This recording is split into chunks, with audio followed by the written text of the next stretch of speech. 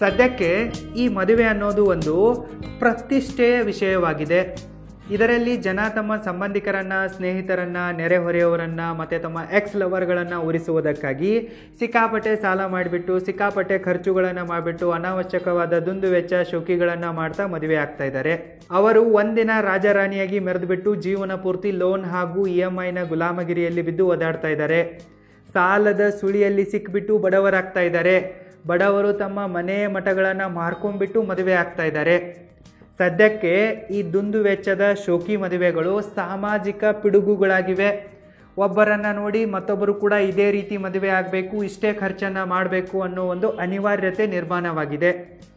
ಇವುಗಳನ್ನು ನಿರ್ಮೂಲನೆ ಮಾಡೋದು ತುಂಬಾ ಅವಶ್ಯಕವಾಗಿದೆ. ಈ ನಿಟ್ಟಿನಲ್ಲಿ ಮಹಾರಾಷ್ಟ್ರದ ಮರಾಠ ಸಮುದಾಯದ ಕೆಲವೊಂದಿಷ್ಟು ಪ್ರಗತಿಪರ ಚಿಂತಕರು ಮತ್ತು ಸಮಾಜ ಸುಧಾರಕರು ಸೇರಿಬಿಟ್ಟು ಇವುಗಳ ಮೇಲೆ ಚರ್ಚೆಯನ್ನು ಮಾಡಿ ಮರಾಠ ಸಮುದಾಯದ ಮದುವೆಗಳಿಗೆ ಒಂದು ಆಚಾರ ಸಂಹಿತೆಯನ್ನು ಬಿಡುಗಡೆಗೊಳಿಸಿದ್ದಾರೆ. ದುಂದು ವೆಚ್ಚದ ಮದುವೆಗಳಿಗೆ ಕಡಿವಾಣ ಹಾಕುವುದಕ್ಕಾಗಿ ಕೆಲವೊಂದಿಷ್ಟು ಕಟ್ಟುನಿಟ್ಟಿನ ನಿಯಮಗಳನ್ನು ಸೂಚಿಸಿದ್ದಾರೆ. ಇವುಗಳನ್ನು ನೋಡಿಬಿಟ್ಟು ಮಹಾರಾಷ್ಟ್ರದ ಮಿಕ್ಕ ಸಮುದಾಯದ ಜನ ಕೂಡ ಇದೇ ತೆರನಾದ ಒಂದು ಆಚಾರ ಸಂಹಿತೆಯನ್ನು ಬಿಡುಗಡೆಗೊಳಿಸ್ತಾ ಇದ್ದಾರೆ. ಸೊ ಇವುಗಳನ್ನು ನಾವು ಫಾಲೋ ಮಾಡಿದರೆ ಎಷ್ಟೋ ಬಡ ಕುಟುಂಬಗಳು ಉಳಿತವೆ ಮತ್ತು ಬೆಳಿತವೆ. ಇದೊಂದು ಒಳ್ಳೆಯ ವಿಚಾರವಾಗಿದೆ ಅಂತ ನನಗನ್ನಿಸ್ತು. ಅದಕ್ಕಾಗಿ ನಾನು ಈ ಮಾದರಿ ಮದುವೆಯ ನಿಯಮಗಳನ್ನು ನಿಮ್ಮೊಂದಿಗೆ ಶೇರ್ ಮಾಡ್ತಾ ಇರುವೆ. ಇಷ್ಟ ಆದರೆ ಫಾಲೋ ಮಾಡಿ, ನಿಮ್ಮ ಮ್ಯಾರಿಡ್ ಲೈಫ್ ಕೂಡ ಚೆನ್ನಾಗಿರುತ್ತೆ. ರೂಲ್ ನಂಬರ್ 1, ಮದುವೆಗೆ ಅನಾವಶ್ಯಕವಾದ ಜನರನ್ನು ಇನ್ವೈಟ್ ಮಾಡೋಕ್ಕೆ ಹೋಗ್ಬಿಡಿ. 100ರಿಂದ 200 ಜನರಿಗಷ್ಟೇ ಇನ್ವೈಟ್ ಮಾಡಿ, ಅಷ್ಟರಲ್ಲೇ ನಿಮ್ಮ ಮದುವೆಯನ್ನು ಮಾಡಿ ಮುಗಿಸಿ. ರೂಲ್ ನಂಬರ್ 2, ಮದುವೆಗೆ ವರದಕ್ಷಿಣೆಯನ್ನು ಕೇಳಬೇಡಿ ಮತ್ತು ಬೇರೆ ಯಾರಾದರೂ ಕೇಳಿದರೆ ಕೊಡಬೇಡಿ. ವರದಕ್ಷಿಣೆಯನ್ನು ಕೇಳೋದು ಮತ್ತು ಕೊಡೋದು ಎರಡೂ ಕೂಡ ಅಪರಾಧ ಆಗಿದೆ. ವರದಕ್ಷಿಣೆಯನ್ನು ಕೇಳುವ ಭಿಕ್ಷುಕರಿಗೆ ನಿಮ್ಮ ಮಗಳನ್ನು ಕೊಡಬೇಡಿ. ರೂಲ್ ನಂಬರ್ 3, ನಿಮ್ಮ ಮದುವೆಯಲ್ಲಿ DJಯನ್ನು ಹಚ್ಚಬೇಡಿ. ಆಧುನಿಕ ಅಶ್ಲೀಲ ಸಂಗೀತವನ್ನು ಬಳಸಬೇಡಿ. ಇದರ ಬದಲಾಗಿ ನಮ್ಮ ದೇಶೀಯ ಸಂಗೀತಕ್ಕೆ ಬೆಲೆ ಕೊಡಿ. ಕಲಾವಿದರನ್ನು ಕರೆಸಿ ಅವರಿಗೆ ಅವಕಾಶ ಕೊಡಿ. ಈ ರೀತಿ ಮಾಡೋದ್ರಿಂದ ನಮ್ಮ ಭಾರತದ ಶ್ರೀಮಂತ ಕಲಾ ಪರಂಪರೆ ಉಳಿಯುತ್ತೆ. ರೂಲ್ ನಂಬರ್ 4, ಮದುವೆಗಿಂತ ಮುಂಚೆ ಪ್ರೀ ವೆಡ್ಡಿಂಗ್ ಫೋಟೋಶೂಟ್ಗಳನ್ನು, ವಿಡಿಯೋ ಶೂಟ್ಗಳನ್ನು ಮಾಡೋಕ್ಕೆ ಹೋಗಬೇಡಿ. ಒಂದು ವೇಳೆ ನೀವು ಮಾಡಿಕೊಂಡ್ರೂ ಕೂಡ ಅವುಗಳನ್ನು ಎಲ್ಲೂ ಕೂಡ ಪಬ್ಲಿಕ್ಕಾಗಿ ತೋರಿಸಬೇಡಿ ಮತ್ತು ಪಬ್ಲಿಷ್ ಮಾಡಬೇಡಿ. ಸೋಷಿಯಲ್ ಮೀಡಿಯಾಗಳಲ್ಲಿರ್ಬೋದು ಅಥವಾ ನಿಮ್ಮ ಮದುವೆಯ ಸಮಾರಂಭದಲ್ಲಿರ್ಬೋದು ಅವುಗಳನ್ನು ಪ್ಲೇ ಮಾಡೋಕ್ಕೆ ಹೋಗಬೇಡಿ. ಒಂದು ಸರ್ತಿ ಇವು ಇಂಟರ್ನೆಟಿಗೆ ಹೋದರೆ ಸೈಬರ್ ಕ್ರೈಮ್ನಿಂದ ನಿಮ್ಮನ್ನು ಕಾಪಾಡಲು ಯಾರಿಂದಲೂ ಸಾಧ್ಯವಿಲ್ಲ. ಅದಕ್ಕಾಗಿ ಈ ಶೋಕಿ ಬೇಡ. ರೂಲ್ ನಂಬರ್ 5, ಮದುವೆ ಆಗುವಾಗ ಹಾರ ಎಕ್ಸ್ಚೇಂಜ್ ಮಾಡಿಕೊಳ್ಳುವಾಗ ಹುಡುಗ ಹುಡುಗಿಯನ್ನು ಎತ್ತಕ್ಕೆ ಹೋಗಬೇಡಿ. ಮದುವೆ ಅನ್ನೋದು ಹುಡುಗಾಟದ ವಿಷಯವಲ್ಲ. ಲಕ್ಷಣವಾಗಿ ಮದುವೆಯಾಗಿ. ರೂಲ್ ನಂಬರ್ 6, ಯಾವುದೇ ಕಾರಣಕ್ಕೂ ಸಾಲ ಮಾಡಿ ಮದುವೆ ಆಗಬೇಡಿ.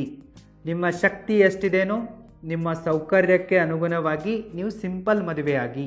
ರೂಲ್ ನಂಬರ್ 7, ಮದುವೆಯಲ್ಲಿ ಸಿಕ್ಕಾಪಟ್ಟೆ ಕುಡಿದುಬಿಟ್ಟು ವಧುವರರ ಮುಂದೆ ಅಶ್ಲೀಲವಾಗಿ ಡ್ಯಾನ್ಸ್ ಮಾಡುವವರನ್ನು ಸಂಭಾಳಿಸಿ ಅವರನ್ನು ಬೇರೆ ಕಡೆಗೆ ಕಳಿಸಿ. ಮದುವೆಯಲ್ಲಿ ಇಂತಹ ಅಶ್ಲೀಲತೆಗೆ ಅವಕಾಶ ಕೊಡಬೇಡಿ. ರೂಲ್ ನಂಬರ್ 8, ಮದುವೆಯಲ್ಲಿ ಬರೀ ವಧುವರವಿನ ತಂದೆ ತಾಯಿಗಳಿಗೆ ಮಾತ್ರ ಪೇಟ ಸುತ್ತಿ. ಎಲ್ಲ ಸಂಬಂಧಿಕರಿಗೆ ಪೇಟ ಸುತ್ತಿ ಹಣವನ್ನು ಸುಡುವ ಅವಶ್ಯಕತೆ ಇಲ್ಲ. ರೂಲ್ ನಂಬರ್ 9, ಮದುವೆಗೆ ಬರುವಾಗ ಯಾವುದೇ ತೆರನಾದ ಕಾಸ್ಟ್ಲಿ ಗಿಫ್ಟ್ಗಳನ್ನು ತರಕ್ಕೆ ಹೋಗಬೇಡಿ. ಕಾಸ್ಟ್ಲಿ ಗಿಫ್ಟ್ಗಳನ್ನು ಕೊಡೋಕ್ಕೆ ಹೋಗಬೇಡಿ. ಇವುಗಳ ಬದಲಾಗಿ ಒಳ್ಳೊಳ್ಳೆ ಪುಸ್ತಕಗಳನ್ನು ಮತ್ತು ಗಿಡಗಳ ಸಸಿಗಳನ್ನು ಗಿಫ್ಟ್ ಆಗಿ ಕೊಡಿ. ರೂಲ್ ನಂಬರ್ 10, ಇಷ್ಟ ಇದ್ದರೆ ಹುಡುಗಿಯ ಹೆಸರಲ್ಲಿ FDಯನ್ನು ಮಾಡಿ. ನೀವು ಮದುವೆಯಲ್ಲಿ ಶೋಕಿ ಮಾಡಿ ಸುಡಬೇಕಂದಿರುವ ಹಣವನ್ನು ವಧುವರನಿಗೆ ಮನೆ ಕಟ್ಟೋಕೆ ಇಲ್ಲವೇ ಬಿಸ್ನೆಸ್ ಮಾಡೋಕೆ ಕೊಡಿ. ರೂಲ್ ನಂಬರ್ 11, ಮದುವೆ ಊಟದಲ್ಲಿ 5ಕ್ಕಿಂತಲೂ ಜಾಸ್ತಿ ಆಹಾರ ಪದಾರ್ಥಗಳನ್ನು ಮಾಡೋಕ್ಕೆ ಹೋಗ್ಬಿಡಿ. 5 ಆಹಾರ ಪದಾರ್ಥಗಳು ಸಫಿಸಿಯೆಂಟ್ ಆಗಿವೆ, ಅಷ್ಟೇ ಮಾಡಿ. ರೂಲ್ ನಂಬರ್ 12, ಎಂಗೇಜ್ಮೆಂಟ್, ಹಳದಿ ಸಮಾರಂಭ, ಸಂಗೀತ ಸಮಾರಂಭ ಮತ್ತು ಮದುವೆ ಸಮಾರಂಭ ಎಲ್ಲವನ್ನ ಕೂಡ ಒಂದೇ ದಿನ ಮಾಡಿ ಮುಗಿಸಿ. ಅನಾವಶ್ಯಕವಾಗಿ ಮದುವೆಯನ್ನು ಎಳೆಯಕ್ಕೆ ಹೋಗ್ಬೇಡಿ.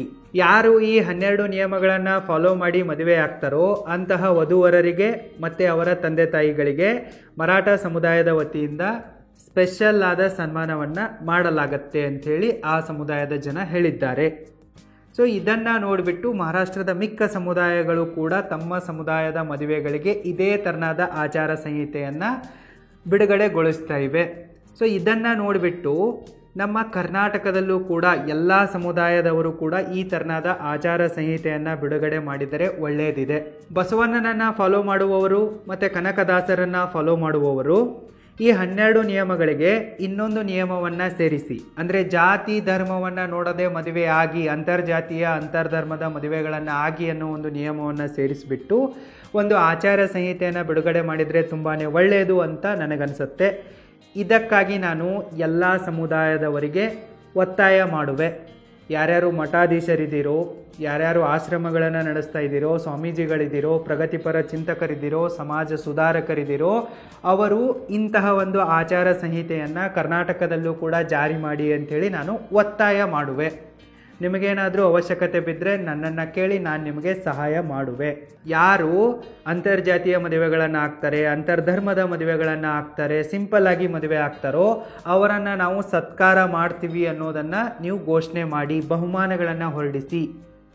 ಈ ದುಂದು ವೆಚ್ಚದ ಶೋಕಿ ಮದುವೆಯ ಸಾಮಾಜಿಕ ಪಿಡುಗನ್ನು ತೊಲಗಿಸುವುದಕ್ಕಾಗಿ, ಜಾತೀಯತೆಯನ್ನು, ಧರ್ಮದ ವಿವಾದಗಳನ್ನು ತೊಲಗಿಸುವುದಕ್ಕಾಗಿ ಸ್ವಲ್ಪ ಕೆಲಸ ಮಾಡಿ. ಒಂದು ವೇಳೆ ನಿಮಗೇನಾದರೂ ಟೈಮ್ ಮ್ಯಾನೇಜ್ಮೆಂಟ್ ಸ್ಕಿಲ್ಗಳನ್ನು, ಮನಿ ಮ್ಯಾನೇಜ್ಮೆಂಟ್ ಸ್ಕಿಲ್ಗಳನ್ನು ಕಲಿಯುವ ಆಸೆ ಇದ್ದರೆ ನೀವು roaringbusinesschool.comಗೆ ವಿಸಿಟ್ ಮಾಡಿ ನಮ್ಮ ಆನ್ಲೈನ್ ಟೈಮ್ ಮ್ಯಾನೇಜ್ಮೆಂಟ್ ಕೋರ್ಸಿಗೆ, ಮನಿ ಮ್ಯಾನೇಜ್ಮೆಂಟ್ ಕೋರ್ಸಿಗೆ ಜಾಯಿನ್ ಆಗ್ಬೋದು. ಲಿಂಕ್ ಈ ವಿಡಿಯೋದ ಡಿಸ್ಕ್ರಿಪ್ಷನ್ ಬಾಕ್ಸಲ್ಲೂ ಕೂಡ ಇದೆ, ಚೆಕ್ ಮಾಡಿ. ಈ ಮಾದರಿ ಮದುವೆಯ ನಿಯಮಗಳ ಮೇಲೆ ನಿಮಗೇನು ಅನಿಸುತ್ತೆ ಅನ್ನೋದನ್ನು ಪ್ರಾಮಾಣಿಕವಾಗಿ ಕಮೆಂಟ್ ಮಾಡಿ. All the best. Thank you so much.